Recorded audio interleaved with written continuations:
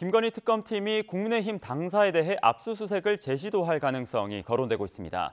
국민의힘은 끝까지 싸우겠다며 비상대기에 돌입합니다. 이동학 전 더불어민주당 최고위원, 박민영 국민의힘 대변인과 함께 관련 내용 짚어보겠습니다. 두 분 어서 오세요. 안녕하세요. 네, 특검 소식부터 살펴보겠습니다. 특검팀은 김건희 씨와 관련해 통일교와 국민의힘의 연관성을 보고 있습니다. 그래서 국민의힘 당사를 압수수색하려다 극심한 반발에 무산되기도 했는데 이 점 어떻게 보셨습니까, 대변인? 일단은 이동학 최고위원께서도 당사를 압수수색한다는 게 어떤 의미인지 잘 알고 계실 거라고 생각합니다. 더군다나 지금 특검 측에서는 통일교인의 50만 명의 교인 명단을 모두 다 가져와서 국민의힘의 당원들과 일일이 대조를 해보겠다라고 하는 입장인 거거든요. 그런데 이 당원들의 명부라고 하는 것이 개인의 굉장히 내밀한 개인정보를 포함해서 이 종교와 정치활동의 자유를 또 침해할 여지들이 있습니다. 그렇기 때문에 국민의 입장에서는 당원들의 신상 정보를 내준다라고 하는 것은 상상할 수도 없는 그런 사태이기 때문에 결사적으로 막을 수밖에 없다라는 입장인 것이고요. 또한 만약에 특정 종교가 어떤 정당의 그런 선거에 개입할 목적으로 조직적으로 개입했다라고 하더라도 그것은 국민의힘이 피해자인 사건인 거거든요. 통일교 측의 영업방해 등의 행위에 책임을 물을 수는 있겠지만 이것을 국민의힘 당사를 압수수색하는 형태로 풀겠다라고 하는 것은 수사 기법 자체도 맞지가 않고 정당성이 없다. 그렇기 때문에 앞으로도 강력하게 야당 탄압으로 규정할 수밖에 없다라고 저희는 생각을 합니다. 네, 말씀 중에 개인정보 언급해 주셨는데 당원 개인정보에 대한 입장이 조금 엇갈리는 것 같습니다. 다른 당이지만 민주당이 보시기에는 어떻습니까? 그러니까 수사기관에서 정당을 압수수색한다는 것은 대단히 큰 일이거든요. 그러니까 정당 입장에서는 그것을 뭐 막을 수밖에 없다 이렇게 이제 생각을 하실 거예요. 저희 민주당 역시도 그렇게 이 압수수색을 들어온 경우에는 당원 명부를 내주거나 이제 그렇게 하기는 굉장히 어렵습니다. 다만 지금 특검에서 접근하고 있는 방식은 제한적으로 시기와 이 인원을 특정해가지고 지금 얘기를 하고 있는 거거든요. 그러니까 그런 차원에서는 정당법에서도 어떻게 하고 있냐면 불법을 저질렀고 그것에 대해서 수사기관이 수사를 할 경우에는 관련자가 대동하고 그걸 수사할 수 있도록 되어 있습니다. 그렇기 때문에 국민의힘에서는 제한적으로 이미 특검에서 뭐 이 폭력적 방식으로 하는 것도 아니고 이것을 서로 지금 협조를 해달라라고 하는 방식으로 하고 있기 때문에 그것에 응할 필요가 있다라고 저는 보이고요. 이것이 무엇보다도 통일교가 단순히 뭐 입당을 했다 이것뿐만 아니라 지금 권성동 의원의 경우는 지금 얼마를 받았다 이 구체적인 정황까지 나오고 있고 증언들도 지금 나오고 있지 않습니까? 녹취도 나오고 있고요. 그리고 그 녹취와 관련해서도 관련자를 만나가지고 뭔가 무마하려고 했었던 그런 움직임까지 보였어요. 그리고 특히 김건희 여사의 경우는 또 건진법사가 중간에 연결되어 있긴 하지만 통일교로부터 많은 뇌물을 받은 것들을 지금 증명되고 있는 상황입니다. 그렇기 때문에 그걸 통해서 어떤 특혜가 또 있었는지 당연히 조사를 해야 되는 것이고요. 그런 차원에서 이 국민의힘에서 이런 부분들에 대한 협조는 불가피하지 않을까 이런 생각을 가져봅니다. 네, 이렇게 또 당사 압수수색이 있다 보니까 오랜만에 또 계파 갈등 대신에 단일대우로 뭉치는 그런 분위기도 있습니다. 어떻게 보셨습니까? 그런데 사실 제가 개인적으로 좀 참담하게 생각하는 부분은 한동훈 전 대표가 여당 대표였을 당시에 서범수 사무총장이 당사 문을 열어주는 사태가 있었습니다. 그때 사무처 직원들은 물론이고 정말 많은 당원들께서 상처를 받았거든요. 당시에는 명태균 사건이긴 했지만 당사에는 사무처 직원들 어떤 컴퓨터를 비롯해서 뭐 중요한 내밀한 정보들, 당원들의 신상까지 모든 것들이 다 들어 있습니다. 그렇기 때문에 당연히 막아야 한다라고 저는 생각을 하는 건데 민주당도 스크럼을 짜서 막기도 하거든요. 그런데 당시에는 좀 부적절한 처신들이 있었다라고 생각을 하고요. 지금이라도 좀 생각을 달리하고 있다면 다행이라고 생각을 합니다. 그러나 과거 자신들의 과오 때문에 특검 측에서 국민의힘 당사를 쉽게 보는 것은 아닌가, 얕잡아 보이게 된 것은 아닌가에 대해서도 좀 자성할 필요가 있다라고 보여집니다. 네, 조금 전에 저희가 영상으로도 잠깐 전해드렸는데 이 압수수색을 막기 위해 무기한 농성 중인 또 김문수 당대표 후보가 농성 현장에서 체조를 하는 그런 영상도 많이 나오고 있습니다. 좀 가볍게 여쭤보는데 어떻게 보셨습니까? 찌푸둥하실 수 있죠. 그리고 지금 본인들 스스로가 지금 무리하다 그리고 뭔가 야권을 탄압하고 있다 이런 프레이밍을 계속해서 씌우는 것으로 이렇게 보이는데 실제로 거기에 공감할 만한 국민들이 좀 많지 않다라고 보고 앞서 말씀드린 대로 뇌물과 관련된 특히나 영부인이었었던 분 그리고 아주 유력 주자라고 할 수 있는 찐윤 중에 찐윤인 정치인이 뭐 큰 거 한 장 이렇게 자극적인 단어들이 나오고 있는 상황이거든요. 어떤 형태로든 그것에 대한 협조를 하는 것은 불가피해 보이고요. 정치인의 언행이라고 하는 것은 기본적으로 국민들에게 어떻게 인식이 될 것인가 당연히 생각을 하게 되죠. 근데 저는 기괴한 모습들을 보여주면서 이 국민들을 좀 웃게 만들어주는 것이 이 무더위에 뭐 좋은 행동인지는 모르겠습니다만 좀 기괴하다는 생각은 좀 듭니다. 제가 좀 짧게만 명확하게 좀 해야 될 것이 당이 당사자가 아니거든요. 당의 일부 관계자들이 연루됐다라고 하더라도 그것이 당 대표 혹은 공관위원장과 같은 책임 있는 자리에 있는 사람들이 아니고서야 당의 내부 자료들을 보겠다라고 하는 것은 과도하다라고 저희는 생각을 하고요. 저희 당원들이 그 입당 탈당한 모든 분들을 포함해서 440만 명에 대한 정보가 들어 있습니다. 전 국민의 10%에 해당하는 그런 정보인데 이런 부분들을 일일이 대조를 해보겠다라고 하는 것 자체가 수사 기법이 맞지가 않고 통일교 측에서 일부 관계자들과 문제를 저질렀다면 통일교 측을 수사하는 것이 맞다 이렇게 보여집니다. 네, 알겠습니다. 이 소식도 알아보겠습니다. 윤석열 전 대통령 측과 또 국민의힘 나경원 의원은 윤 전 대통령이 실명 위기에 처했다 이런 주장을 했습니다. 하지만 이 법무부는 사실과 다르다고 선을 긋는데 이 부분 대변인님 먼저 좀 여쭤보겠습니다. 네, 근데 이게 그 병원에 대한 사실관계를 왜 법무부가 판단을 하는지 모르겠어요. 병원에 대해서 진단할 수 있는 권리는 의사, 병원 측에 있는 것이기 때문에 그런 증거 자료를 통해서 충분히 입증 가능하다라고 생각을 하고요. 또한 건강상 어려움이 있기 때문에 결과적으로 병원 내원을 허가를 한 게 아니겠습니까? 저희가 문제 지적을 할 수밖에 없는 부분은 전자발찌를 채웠다고 하는 거예요. 그런데 아시다시피 전자발찌라고 하는 것은 흉악범, 그중에서도 성범죄자들과 같은 재범 위협이 높은 전과자들에게 매우 제한적으로 하는 보호 조치의 일환이거든요. 심지어는 그마저도 이중처벌의 소지가 있다라고 해서 비판이 일고 있는 그런 조치들입니다. 그런데 전직 대통령이 병원을 방문하는데 전자발찌를 채워야 될 하등의 이유가 있는가, 그런 것들이 규정상으로나 전례상으로나 맞지가 않기 때문에 이런 것들은 과도한 인권 침해라고 저희가 말씀을 드리는 거고요. 그런 측면에서 나경원 의원 역시 국제적으로도 지탄의 대상이 될 수 있다라고 이야기를 하는 것 같습니다.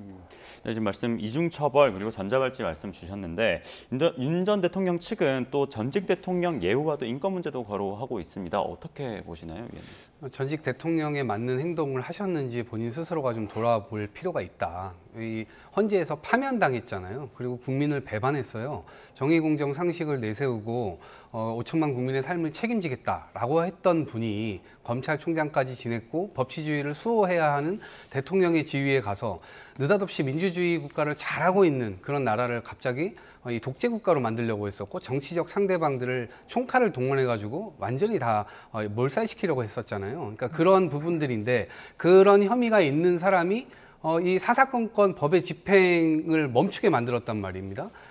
교도소 바닥에 누워가지고 버티기도 하고 또 의자에 또 버티기도 하고, 그러니까 이런 것 자체가 차일피일 뭔가 법치주의를 굉장히 형해화시키는 그런 행동들이었단 말이에요. 근데 거기서 지금 인권을 얘기하시면 이게 이해할 수 있는 국민들이 얼마나 될까 싶은 생각이 있고요.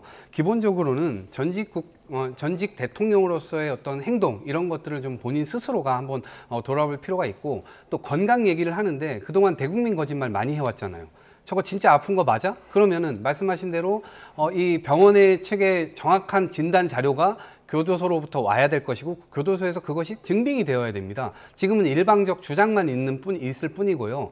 국민의힘 정치인들, 특히 나경원 국회의원이라든가 이런 분들도 저런 일방적 주장을 그동안 대국민 거짓말도 많이 해왔는데 저걸 굳이 또 꺼내와가지고 본인 스스로가 또 옆에서 대신 주장을 또 해주고 그러면서 오히려 좀 국민 공분이 더 심해지고 있는 상황을 만드는 것이 아닌가 생각이 듭니다. 네, 이 소식도 알아보겠습니다. 김건희 씨가 오는 18일 특검에 재출석합니다.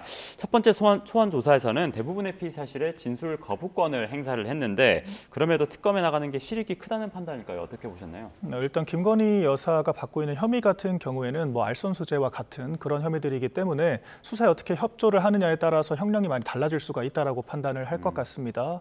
김건희 여사가 여러 혐의들을 적용받고 있기는 하지만 사실 영부인이라고 하는 존재가 법령 상으로는 민간인에 해당을 하거든요. 그렇기 때문에 뇌물을 공유했다라고 하는 것 자체가 성립되기가 어렵기 때문에 아마 수사에 협조를 하는 것이 유리하다 이렇게 판단을 했을 것 같고, 또한 이제 민주당 측에서도 계속해서 공격을 하고 있지 않습니까? 진술 거부권은 피의자의 방어권이기는 하지만 적어도 수사에 협조를 하면서 거부권을 행사하는 것이 맞다 그렇게 이야기를 해왔기 때문에 김건희 여사가 수사에 협조하는 그런 방식으로 문제를 해결하고 있다라고 생각을 하고요. 지금 관련자들이 구속이 되고 있기는 하지만 사실 사실 김건희 여사와의 관련성이 직접적으로 연관되지는 않았거든요. 심지어는 김예성 씨 같은 경우에도 어제 자정경에 구속이 결정되기는 했지만 특검 측에서 김건희 여사와 연관성을 직접적으로 적시를 하지는 못했습니다. 이런 측면들을 종합적으로 살펴보면 괜찮을 것 같습니다. 네, 같은 내용 어떻게 보셨습니까?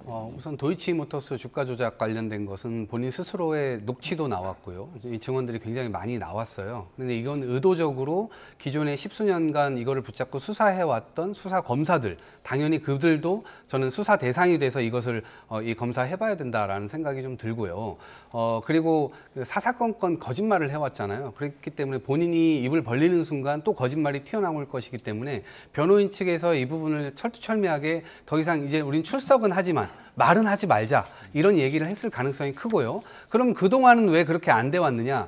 저는 변호인들 역시도 전략이 전무하거나 아니면 김건희 씨로부터 속았을 가능성이 굉장히 큽니다.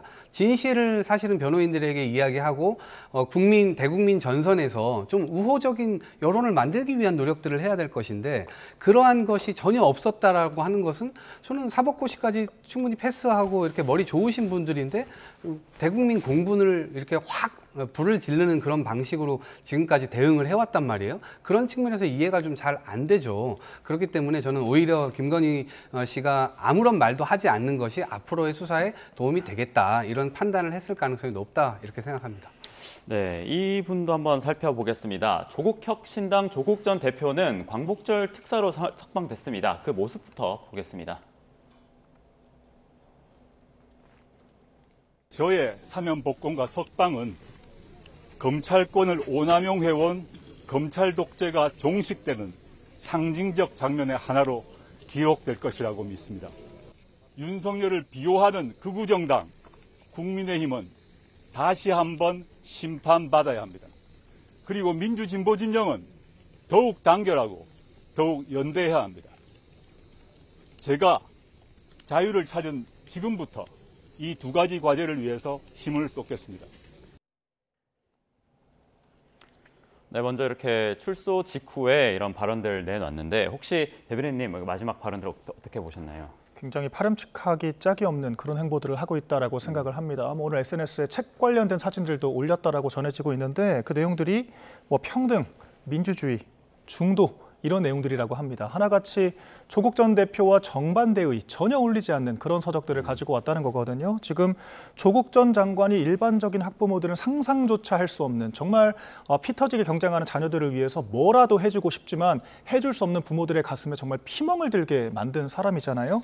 평등을 논할 자격이 있습니까? 더군다나 지금 형기를 고작 30% 채우고 바로 출소가 되었습니다. 그마저도 무슨 개선 장군처럼 등장을 하더라고요. 일반적인 국민들은 상상할 수도 없는 특혜를 연달아 보고 있다. 이런 점을 지적드리지 않을 수가 없고요. 그 때문에 지금 민주주의가 무너지고 있다라고 하는 거죠. 조국 전 대표야말로 서초동과 광화문으로 우리 민주주의를 얼마나 반쪽을 내놨습니까? 우리 국민들을 갈라놓은 사람이고요. 분열의 아이콘과 같은 사람을 특별 사면이라고 하는 국민 통합을 위해서 그 목적성을 달성할 수 있는 수단을 가지고 풀어줬다라고 하는 것 자체가 국민 눈높이에 맞지가 않다라고 생각을 하고 그렇기 때문에 중도층도 굉장히 분노를 하고 있지 않겠습니까? 그런데 본인이 언감생심 이런 키워드들을 가지고 대중들을 호도하고 있다라고 하는 것 자체가 정말 이 사회 법치주의가 망가지고 있다라고 하는 하나의 단면이라고 생각을 하고요. 민주당 역시 이런 조국 혁신당의 잘못된 처신과 연대하는 순간 국민들로부터 같은 평가를 받을 수밖에 없다. 이런 부분들을 명심하기를 바랍니다. 네, 대변인님 이렇게 말씀 주셨고 발언과 또 이제 SNS 활동들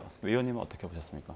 나와서 저런 활동들을 당연히 할 수 있는 것이고 자유란 그런 겁니다. 그리고 당시 윤석열 전 검찰총장이 검찰총장 시절에 이 장관에 지명되자마자 사모펀드 건이 굉장히 심각하다라고 하면서 여러 루트들을 통해 가지고 장관을 시키면 안 된다, 대통령을 만나게 해달라 이런 이야기들도 굉장히 많았는데 실제로는 나중에는 웅동학원, 사학비리 지금 온데간데 없습니다. 그 두 개 다 사라지고 결국에는 이 입시비리 이런 걸로 지금 갔는데 잘못을 100을 했다면 100을 처벌받는 건 맞아요. 그런데 경로가 이런 방식으로 검찰권의 어떤 수사권이 오남용되는 방식으로 이렇게 가서 누구 하나는 특정해 놓고 그 사람 주변을 탈탈 털면 그게 정치보복이다. 이거를 정의했던 사람이 윤석열 씨입니다. 그런데 본인 스스로가 그런 행보들을 보였기 때문에 이 부분에 대해서 다시 역공의 기회가 생긴 겁니다. 그래서 저는 100을 잘못했다면 100을 처벌받는 게 맞는데 130, 150, 또 때론 누군가는 200을 처벌받고 누군가는 아예 0으로 깎아주는 그런 검찰의 모습을 보였기 때문에 그 부분에 대해서 과연 할 말이 있을까 싶은 것이고요. 어찌됐건 지난 총선 때도 거의 700만 표 가까운 국민들께서 다시 한번 해봐라 라고 기회를 주신 거 아닙니까? 물론 죄가 없다는 거 아니고요. 모든 걸 다 용서받는 것도 아닙니다. 그것은 본인 스스로가 인정을 했다시피 자기가 살면서 그런 부분들을 계속해서 해명을 해나가는 것이고 또 사과를 해나가는 것이기 때문에 결국 정치라고 하는 것은 국민들의 인식선에서 어떤 방식으로 해나가는가의 이 방식일 텐데 지금 그러한 모습들을 앞으로도 계속 보여주시지 않을까 하는 생각을 해봅니다. 제가 조금만 반론을 드리자면 웅동학원 이슈 같은 경우에는 가족 간의 문제였기 때문에 송사가 되지 않았을 뿐이지 조국 전 대표도 스스로 문제를 인정을 하고 사회에 환원하겠다라고 얘기를 했지만 약속을 지키지 않았다. 이 점을 제가 좀 상기시켜 드리고요. 자꾸 민주당이 검찰을 악마화하는 데 좀 함몰된 측면들이 있는 것 같은데 조국 전 대표에게 유죄 확정 판결을 내린 것은 검찰이 아니라 법원입니다. 정경심 씨와 최강욱 씨 모두가 다 공범으로 유죄 확정 판결을 받았습니다. 1심부터 3심까지 일관되게 대다수의 혐의들이 인정이 됐는데 그런 것들을 과도한 의혹 제기였다라고 하는 것 자체가 과연 국민들의 눈높이에 맞을까 의구심이 들고요. 핵심은 국민들의 영린을 건드렸다라고 하는 거죠. 나라를 반쪽으로 갈라놓은 사람인데 과연 광복절 특별사면 대상으로 거론되는 것이 적합한 것이며 지금 나오자마자 이렇게 국민들의 눈높이에 맞지 않는 행보들을 연달아 하고 있다라고 하는 것 자체가 과연 이게 민주당 이른바 진보 진영에 도움이 되는 것인가 이런 부분들을 돌아봐야 한다 이 말씀을 드리는 겁니다. 네, 이렇게 조국 전 대표 상대로 겨냥해서 갑론을박이 많은데 다음 행보도 관심입니다. 당장 내년에 지방선거 또 국회의원 보궐선거 있는데 직접 출마할까요? 어떻게 보시나요, 의원님? 출마할 수 있는 카드는 지금 다 열려 있는 것이죠. 그리고 지역도 지금 보궐선거 지역도 나와 있고 또 내년에는 지방선거가 크게 열리기 때문에 조국혁신당 입장에서는 당세를 확장시킬 수 있는 기회죠. 그리고 특히 지난 총선 때는 어찌됐건 10석이 넘는 의석을 얻기도 했고 그럼 중앙 정치에서 일정 부분의 이 여당과의 협조를 취할 수 있는 그런 야당의 지위는 지금 확보를 한 상태고요. 그러면 지방 정부에서는 지금 군수를 하나 두고 있는데 한 분을 두고 있는데 지난번 보궐선거 때 당선을 시켰죠. 그런데 앞으로 이 당세를 지방선거에서 얼마만큼 확장시킬 수 있느냐 그리고 그것을 당연히 견인할 수 있는 사람이 가장 효과적인 사람이 조국 대표입니다. 그렇기 때문에 그런 역할에 있어서 일정 부분의 역할을 할 것이라는 생각이 드는데 만약에 지방선거에 단체장으로 출마를 하게 된다면 중앙에서의 어떤 스피커가 굉장히 또 줄어들지 않을까 이런 양가적인 아마 감정들이 다 있을 겁니다. 그런 부분들을 전략적으로 좀 고민을 할 거라고 생각이 드는데 저는 지방자치단체장보다는 보궐선거 쪽으로 노릴 가능성이 굉장히 크고 중앙에서 여전히 이런 스피커 파워나 이런 것들을 통해서 본인들이 얘기하고 있는 사회권 선진국 어떻게 또 도달시킬 것인가 그리고 민주당과의 협조 이런 것들을 통해서 정치를 복원하는 일에 일정 부분의 역할을 하지 않을까 이렇게 조심스럽게 예측을 해봅니다. 네, 이런 부분도 관심인데 그렇다면 이재명 대통령은 왜 지금 시점에서 조국 전 대표의 사면을 결단했는지 일각에서는 정청래 대표를 또 견제하기 위해서 혹은 정치적 빚을 줘서 외면하지 못하게끔 하려고 이런 분석들이 있습니다. 어떻게 보십니까? 지금 당정 상황이 굉장히 흥미로운 것이 정청래 대표와 이재명 대통령 간의 불편한 기류가 계속해서 노출이 되고 있습니다. 정청래 대표가 지명직 최고위원으로 서삼석 3선 의원을 지명을 했어요. 이분이 어떤 사람이냐고 하면 불체포 특권을 포기해야 한다라고 하는 서명을 했던 사람이기도 하고요. 그래서 이재명 대통령의 과거 체포동의안 가결을 주도했던 사람들 중 한 명이 아니냐라고 강한 의심을 받고 있는 인물입니다. 또한 일종의 수박이라고 하죠. 민주당 내에서 그렇게 반면계로 분류가 되는 사람인데 정청래 대표가 가장 중요한 인사권을 그런 인물에게 행사를 했다라고 하는 것 자체가 이재명 대통령과 어느 정도 적대를 하겠다라고 하는 의사를 보인 것이 아니냐. 아니냐 이런 해석들이 있는 것이고요. 이재명 대통령도 이에 응수라도 하듯이 그 사실 신임 당대표와의 만남 자리에서 대통령실에 초청을 하면서 박찬대 후보를 같이 불렀거든요. 굉장히 이례적인 상황들이 펼쳐진 겁니다. 이런 것들이 과거 윤한 갈등을 연상시키는 측면들이 있기 때문에 민주당 내 일부 좀 긴장 관계들이 형성이 되고 있죠. 그런 측면에서 이재명 대통령이 친문계 좌장 역할을 수행을 했던 조국 전 대표를 사면시켜주기는 굉장히 껄끄러웠을 겁니다. 어떻게 보면은 최대 정적이 될 수 있는 사람을 자기 손으로 풀어주는 거기 때문에 굉장히 좀 껄끄러운 상황이었을 텐데 그럼에도 불구하고 그럴 수밖에 없을 정도로 이재명 대통령이 곤궁한 상황이 아닌가 이런 생각이 들거든요. 왜냐하면 지금 너무도 많은 청구서들이 난립을 하고 있습니다. 조국혁신당 입장에서는 지난 대선 범진보와 범보수가 51대 49 싸움이었는데 조국혁신당이 후보를 만약에 배출했다라고 하면 정말 결과가 어떻게 됐을지 알 수가 없는 거거든요. 그렇기 때문에 이재명 대통령 입장에서는 아예 조국 전 장관 사면을 검토를 하지 않을 수는 없고 지방선거를 고려한다라고 했을 때는 연말은 너무 늦기도 하고 심지어는 본인과 연관된 이화영 씨도 사면을 해야 되는 거 아니냐라고 하는 이야기가 민주당 내에 있다라는 거 아니겠습니까? 이런 복잡한 속내가 드러난 것이 이번 특별 사면 아닌가? 저는 그렇게 생각을 하고요. 지금 민주당과 집권 여당과 대통령 사이에 어떤 이런 긴장 관계를 지켜보는 것도 좋은 관전 포인트가 될 것 같습니다. 네, 이 소식도 살펴봐야 할 것 같습니다. 여야가 광복절 경축식을 놓고도 충돌했습니다. 국민의힘은 이재명 대통령이 북한 체제를 존중하고 적대 행위를 하지 않았다, 굴복 선언이다 이렇게 주장했는데 심지어 김정은의 대변인이다 이런 표현까지 나왔습니다. 위원님 이거 어떻게 보셨습니까? 뭐 이제 어찌 보면 보수 정권이 잡았을 때 계속 이 강공을 했잖아요. 근데 그 결과 오물풍선들이 날라와서 우리 국민들이 피해를 보고 또 소리 공격 이런 거 했잖아요. 그러다 보니까 또 국경지대에 있는 우리 국민들이 또 피해를 보고, 그러니까 싸움은 자기들이 하고 내부 결집용으로 이걸 하지만 특히나 또 안보를 이 내부 결집용으로 활용을 해가면서 사실상 우리 국민들께 굉장히 많은 피해를 줬단 말입니다. 근데 그거 능수능란하지도 못했어요. 그것이 또 내란에 이용됐다, 악용됐다 이런 혐의들도 지금 받고 있는 것이고요. 그런 측면에서 어찌됐건 간에 뭐 저자세란 비판을 받을 수도 있습니다만 저는 어찌됐건 이 헌법에서 이야기하고 있는 통일, 과연 그 방법이 뭐냐? 그렇다면 우리가 영원히 이혼하지 않을 거라면 앞으로 어떤 이 계기든 만들어야 되는데 대화 채널로 어떻게 끌어낼 거냐, 이것에 대한 방점이 좀 있다고 봅니다. 그런 측면에서 인내심을 갖고 북한의 어떤 적대 행위도 하지 않겠다 이런 것들을 대외적으로 표명하고 그것을 또 행동으로 옮기고, 지금 또 민간 교류도 통일부 장관이 그저께 또 얘기하지 않았습니까? 민간 교류도 확산시키겠다. 물론 여러 가지 이제 거쳐야 될 어떤 트랙들이 많이 있죠. 그럼에도 불구하고 그러한 선언 자체가 중요한 신호를 주는 것이고, 지금은 북한에서 그것을 당장 화답하진 않더라도 인내심을 가지고 꾸준히 대화하자. 우리는 너희들을 해칠 그런 생각이 없다. 우리가 결국에는 우리가 만나서 이야기를 해야 되지 않냐. 그 결과가 결국 대한민국 경제에도 대한민국 외교 안보에도 중요한 역할을 해줄 것이기 때문에 결국 그러한 신호를 줘서 대화 채널로 나온다면 앞으로 어떤 길이든지 또 갈 수 있는 여지가 생기는 것이기 때문에요. 야당의 저런 비판이나 이런 것들도 들을 점은 있겠으나 결국에는 저희들이 생각한 방향대로 꼿꼿이 가야 그 해답을 좀 찾을 수 있지 않을까 생각해 봅니다. 저희가 좀 사실관계를 분명히 해야 될 부분이, 그렇다라고 하면은 진보 정권에서는 북한이 도발을 안 했는가? 그렇지가 않거든요. 오히려 더 많기도 했습니다.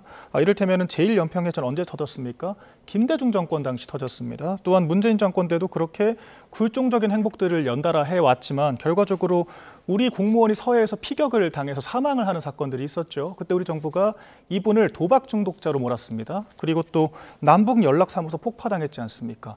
과연 보수 정권이 강강강으로 했기 때문에 북한이 그런 도발 행위를 한 것인지, 아니면 북한 자체가 예측 불가능한 존재인지 경험칙으로 이미 입증이 됐다라고 생각을 하거든요. 그런데 어제 이재명 대통령의 메시지는 대국민 메시지도 아니었어요. 제가 봤을 때는 김여정 부부장을 향한 짝사랑 구애에 가까웠다라고 생각을 합니다. 어떤 표현들이 있었냐면 북한 체제를 인정하겠다, 흡수 통일을 거론하지 않겠다, 이런 이야기들을 했거든요. 굉장히 굴욕적이었습니다. 그 이전에 실제 정책들을 보더라도 그 대북 전단 살포를 중단 요청을 했고, 또한 뭐 한미연합훈련 조정을 하겠다라고 건의를 또 하기도 하고요. 심지어 북한 인권 보고서를 발간하지 않겠다라고 하고 우리나라만 일방적으로 대북 확성기 20여 대를 모두 다 치웠습니다. 그리고 나서 북한이 확성기 2대를 재정비를 한 것을 철거를 했다고 착각을 한 상태에서 선제적으로 발표를 했죠. 마치 성과라도 있는 것처럼 자랑을 했지만 김여정 부부장이 뭐라고 했습니까? 치울 생각 전혀 없다. 개꿈이다. 라고 굉장히 원색적인 비난을 쏟아냈어요. 이런 굴욕을 겪고도 왜 이런 반응들을 유지를 하는 건가? 결과적으로 정권만 수치스러운 것이 아니라 국민들께도 수치를 주는 그런 상황인 거거든요. 북한에 대해서 좀 명확한 진단 그리고 과거 경험칙에 입각한 그런 결과들을 반면교사로 삼지 않으면 또다시 같은 문재인 정권의 전철을 밟을 수밖에 없다. 이렇게 말씀드리겠습니다. 네, 마지막으로 이 소식까지도 다루고 가보겠습니다. 이춘석 무소속 의원이 차명거래 혐의를 일부 인정한 것으로 알려졌습니다. 국민의힘이 이춘석 특검법을 또 당론으로 발의하면서 개인 비리가 아닌 국정이 게이트다 이렇게 특검을 주장했는데 이춘석 의원을 민주당이 제명하는 걸로는 충분하지 않다 이런 지적이 있습니다. 위원님 여기에 대해서 어떤 입장이십니까? 국회의 윤리특위가 지금 이제 아직 만들어지지 않고 있는 상황입니다. 이제 그 부분이 저는 이제 만들어지게 되면 차후에는 국회의원직 제명까지도 갈 수 있는 사안 아니냐. 왜냐하면 국회의원이라고 하는 공직이라고 하는 것은 어쨌든 국민의 대표자이고 국민들을 위해서 일을 하는 것이고 그리고 그래서 세금을 모아가지고 국회의원들에게 월급 많이 줍니다. 그러니까 공익을 위해서 일을 해라. 사익을 추구하지 말고 이런 원리 원칙이 분명하게 작동이 되어야 된다라고 저는 생각을 하고요.